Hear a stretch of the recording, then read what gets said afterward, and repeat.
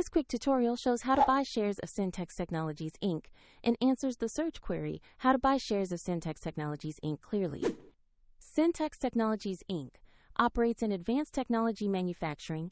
It trades on NASDAQ under the ticker SINT, and this video is educational only, not financial advice. To place an order, you need a brokerage account, and I will use eToro as an example to demonstrate the steps. After registering, you will normally verify your account with an ID and then add funds to your account before buying. Use the platform search bar and enter the ticker SINT to locate SiNtx Technologies Inc.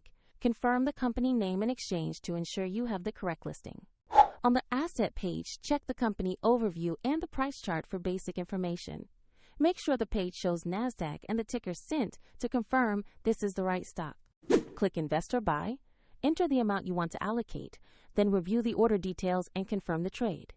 If the market is closed, your order may be scheduled or placed as a limit order, and the platform will ask you to add funds if your balance is insufficient before confirming.